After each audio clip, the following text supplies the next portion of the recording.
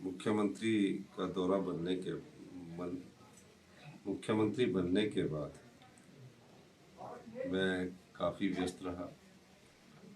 जब कभी भी आता था तो 2 दिन का दौरा बनता था, 1 दिन का दौरा बनता था, लेकिन इस बार मैंने यहाँ 5 दिन का दौरा बनाया और जो कांग्रेस पार्टी के कार्यकर्ता है सबसे मुलाकात की, उनसे बातचीत की और फीडबैक लिया कि जो हमारे लोकसभा के चुनाव हो रहे हैं और जो विधानसभा के चुनाव हो रहे हैं उसमें किस प्रकार के प्रत्याशी होने चाहिए। उस सिलसिले में आज यहाँ हमीरपुर में मैं अपने जो कांग्रेस पार्टी के कार्यकर्ता है, नेता है, उनसे मुलाकात कर रहा हूँ। 2 दिन मैं हमीरपुर में हूँ, फिर उसके बाद अपने विधानसभा क्षेत्र में, जैसे कि कल कार्यकर्ता सम्मेलन थी, फिर उसके बाद लदौन में भी 2 दिन हूँ। पूरा फीडबैक लेने के बाद ही हम जो विधानसभा के चुनाव हो रहे हैं उसमें प्रत्याशियों का चयन करेंगे। सर, डिक्लेरेशन में जितना टाइम लग रहा है सर, उसमें पार्टी को कहीं नुकसान तो नहीं होगा? देखिए, ये तो पार्टी की स्ट्रेटजी है, कभी कोई नुकसान नहीं होता। अभी 50 दिन चुनावों के हैं, चुनाव के वक्त को लेकर ही हम बात नहीं करते। हमने 15 महीने में हमारी सरकार ने जो काम किए हैं वो जनता को पता है। जनता की अदालत में हम उनको लेकर जाएंगे। हमारी सरकार बनने के बाद पहले ही कैबिनेट में 1,36,000 सरकारी कर्मचारी और अधिकारियों को ओल्ड पेंशन स्कीम से नवाजा। 1,500 रुपये की गारंटी जो लोग कहते थे कि पूरी नहीं कर पाएंगे, भ्रष्टाचार पर अंकुश लगाकर हमने 1,500 रुपये की जो गारंटी है, जो बेटी 18 साल की उम्र पार कर चुकी है या जो बहन 18 साल से ऊपर की उम्र पार कर चुकी है, जब तक उसके शरीर में सांस है तब तक हमारी सरकार उसको 1,500 रुपये देगी और साल का 18,000 रुपये हमारी प्यारी बहना सम्मान निधि देगी। ये योजना ये भी हमने पूरी कर दी। 680 करोड़ की युवाओं के लिए स्टार्टअप योजना थी, उसको भी हमने शुरू कर दिया। और भी कई योजनाएं हैं।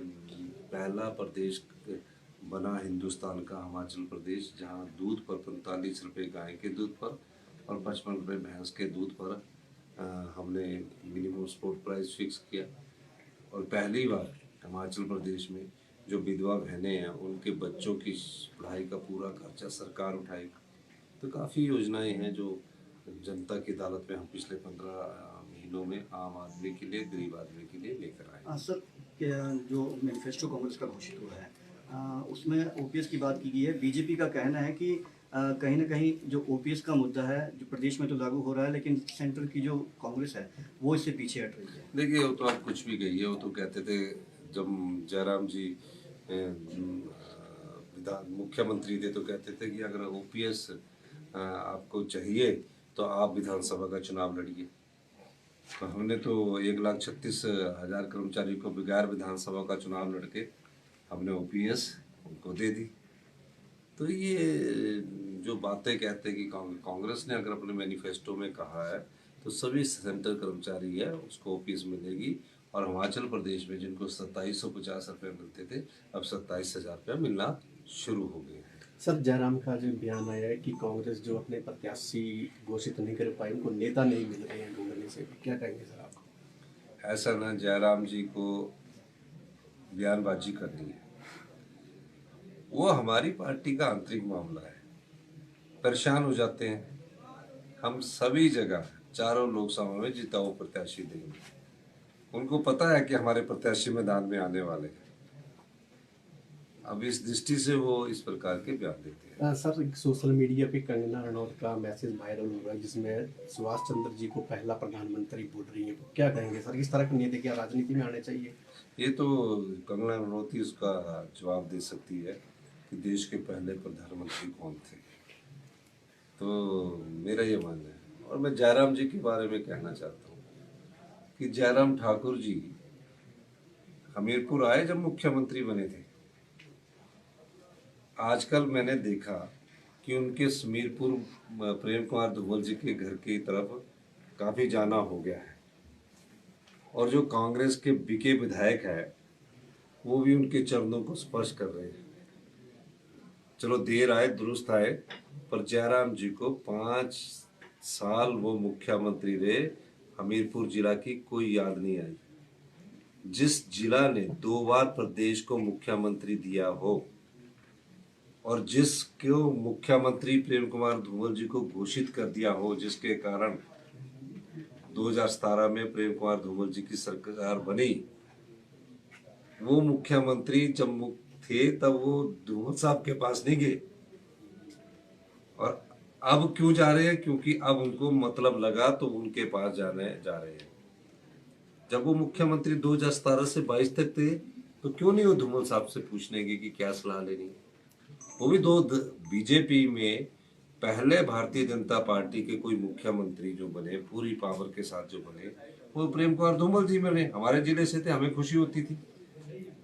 मैं विधायक होता था, मैं विधानसभा में कहता था कि हमारे मुख्यमंत्री, तो हम उनसे अपने क्षेत्र का भी काम करते थे, जिले का विकास होता था।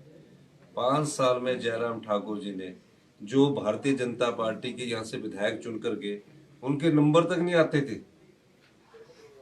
वो मिल नहीं पाते थे।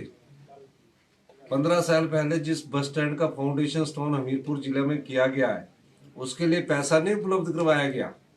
मैंने मुख्यमंत्री बनने के बाद उसके लिए 48 करोड़ रुपया रखा है, जिसमें से 28 करोड़ रुपया की पहली किस्त दे दी है। काम युद्ध स्तर पर चल रहा है। जो प्रदेश को 2 बार मुख्यमंत्री जिला देता हो भारतीय जनता पार्टी का, उसमें से कोई मंत्री नहीं बनाया गया जयराम ठाकुर जी के द्वारा, भारतीय जनता पार्टी के द्वारा। तो आज उनको इसलिए हुए कि बिके हुए एमएलए जिनके जो उन्होंने उनका मोल लगाया था, उसके आधार पर वो कुर्सी जो प्राप्त करना चाहते थे, और जब वो ये चुनौती देते थे कि इस सरकार को भगवान भी नहीं बचा सकता है, उस भगवान ने जब हमारी सरकार बचाई, और जयराम जी को जब ये लगा कि सत्ता की जो भूख है, जो कुर्सी की भूख है, उससे वो पिछड़ गए, तो अब बार बार वो भाग रहे कि इन 6 का तो मैंने भविष्य अंधकार में डाल दिया। अब चुनावों के वक्त अगर जिंदर राणा जो है, वो क्या नाम, बिका हुआ हमारे जो विधायक है, जो सुजानपुर से है, वो अब उनको याद आ रही है, और कोई नई निबुल्लिन दुल्हन बन के आ रही है। तो ये सब जो है ना, ये जो जयराम जी नौटंकी कर रहे हैं, ये जयराम जी नौटंकी इसलिए कर रहे हैं कि वो चाहते हैं कि उनकी नाक बच जाए। पर हिमाचल की जनता जानती है, जो सरकार जनता के वोट पर चुनकर आई, उस सरकार को नोट के दम पर गिराने की कोशिश जो जयराम ठाकुर जी ने की है, जो लोकतंत्र की हत्या की है। हिमाचल का जनमानस जागरूक है। हर 5 साल के बाद सरकार को बदलता है, और 5 साल के लिए उस सरकार को बनाता भी है। अब हिमाचल की जनता 1 जून को तय करेगी कि क्या उनको पैसे के दम वाली विधायक चाहिए जो बिकते हैं। आज हिमाचल प्रदेश में हम ये कह सकते हैं, हिमाचल की सरकार ने 15 महीने अच्छा काम किया, और दिन में ही सपने देख रहे हैं। मैथमेटिक्स में कमजोर होंगे तब दिन में ही सपने देख रहे हैं कि हम 4 जून को सरकार बनाएंगे। हम तो अपने विधायक भी लोकसभा के चुनावों में लड़ाने की तैयारी कर रहे हैं। सर, बीफ मामले में भाजपा कह रही कि चुनाव आयोग से शिकायत करेगी, कांग्रेस के बयान। नहीं, अब बीफ मामले में अगर किसी ने कहा है कि हमने गाय का, गौमांस का मीट खाया है, उसकी कोई वीडियो होगी, तो वो क्यों खाया? हमारे सनातन धर्म में तो नहीं करते ना ऐसा। हमारे तो हिंदू धर्म में और हिंदू संस्कृति में नहीं कहते। तो ये चीजें तो भारतीय जनता पार्टी को जवाब देना पड़ेगा चुनावों के समय। बहुत बहुत धन्यवाद।